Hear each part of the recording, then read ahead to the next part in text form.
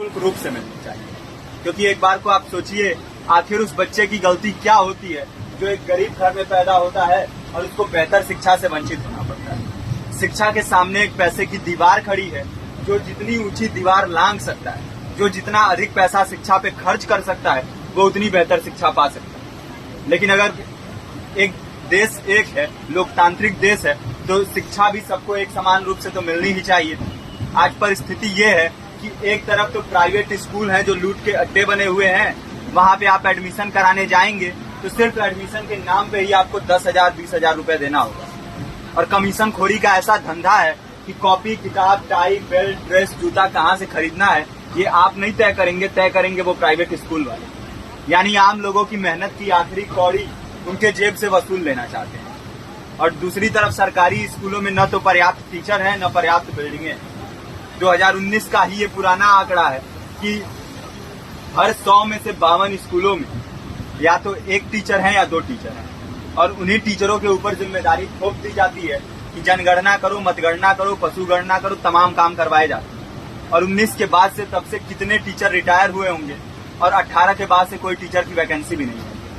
आप खुद भी सोच सकते हैं ये परिस्थिति और कितनी बिगड़ी हो। इसीलिए हम लोग ये मांग उठा रहे हैं, चाहे कोई राष्ट्रपति का बच्चा हो या किसी मजदूर का, सबको शिक्षा एक समान मिलनी चाहिए और निःशुल्क रूप से मिलनी चाहिए। प्रेमचंद ने अपने दौर में भी कहा था कि एक सभ्य समाज में ऊंची से ऊंची तालीम मुफ्त होनी चाहिए और इसका पूरा खर्च गवर्नमेंट को उठाना चाहिए, क्योंकि हमारे देश को फौज से ज्यादा आवश्यकता तालीम की है। और शिक्षा से जुड़ता हुआ ही दूसरा मुद्दा हम लोग उठा रहे हैं।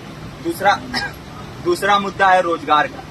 रोजगार की परिस्थिति ये है कि आज सरकारी सेक्टर हो या प्राइवेट, सब कुछ ठेका संविदा के हवाले किया जा रहा है। परमानेंट नौकरियां लगातार घटाई जा रही है। इसी रेलवे में 1995 के आसपास लगभग 18.5 लाख कर्मचारी काम करते थे, लेकिन आज उनकी संख्या 12 लाख है।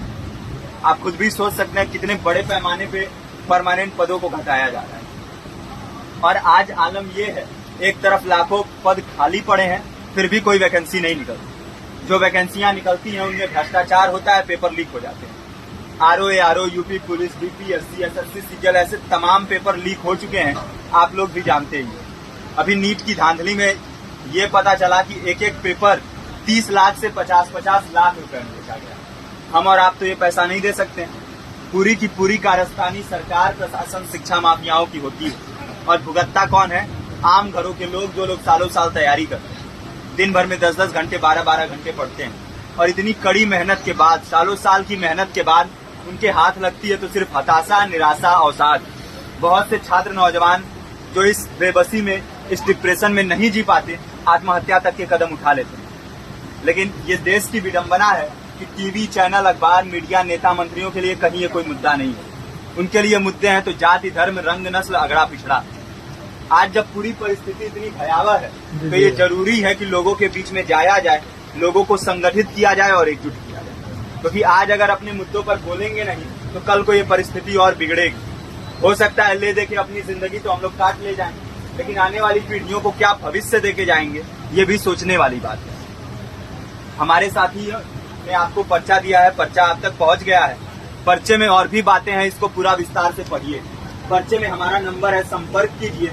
फेसबुक का, इंस्टाग्राम का लिंक है, आप वहां पे जाएंगे तो आपको पता भी चलते रहेगा कि लगातार किन किन माध्यमों से हम इस अभियान को चला रहे हैं। नुक्कड़ नाटक, संगीत, शिक्षा सहायता मंडल, लाइब्रेरी, तमाम माध्यमों से इस अभियान को चला रहे हैं और कोशिश कर रहे हैं कि बड़े से बड़े पैमाने पर हर जगह पे लोगों को संगठित किया जाए और एकजुट किया जाए। आपके बीच भी आए हैं आपका साथ और सहयोग दें।